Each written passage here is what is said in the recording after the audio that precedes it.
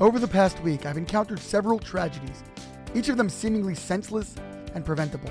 One involved the unveiling of a former student who we greatly cherished and who we lost in his late 20s, nearly 18 months ago.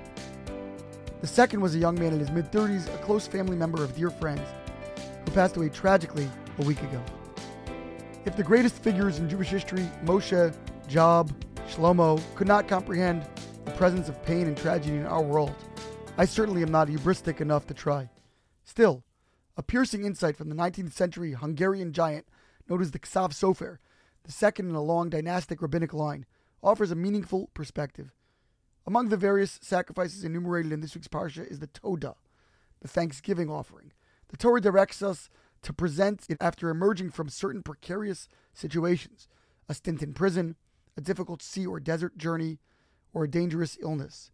Each of these circumstances justifies a special expression of gratitude.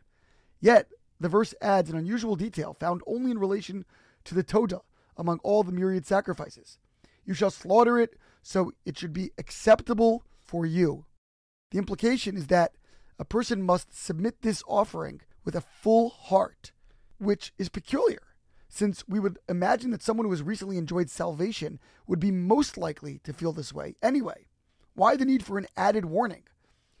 However, the Ksav Sofer observes, this penitent may in fact struggle with mixed emotions. True, he has been redeemed from his troubles, but he might resent having experienced them to begin with.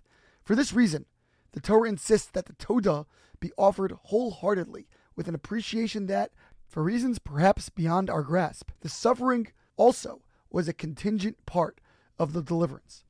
The Mishnah expresses that one is obligated to recite a blessing for the bad that one goes through just as for the good, basing the teaching on the verse, and you shall love the Lord your God with all your heart, with all your soul, and with all your might. This is an extraordinarily demanding expectation, and in fact the Talmud tempers it to some degree, pointing out that only in the world to come, a place of pure truth and total clarity, would one recite the identical blessing on good and bad tidings.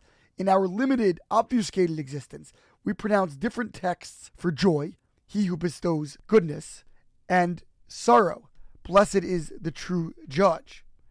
Still, the commentaries do explain that we should pursue a state of radical acceptance in attempting to recite the latter, painful benediction with the same sincerity and passion as we naturally would the former.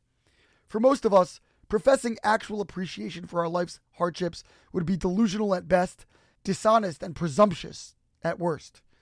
It would likely also strip us of our basic human imperative to grieve and walk through the pain. When directed towards others, an expectation that they react in some graciously scripted fashion would be callous.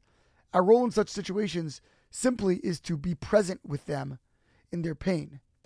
And yet, we can simultaneously work to recognize, abstractly, if not viscerally, that even the anguish somehow is essential to the greater story, that from an infinitely broader view, it can even warrant appreciation, an offering brought with a full, though fractured, heart.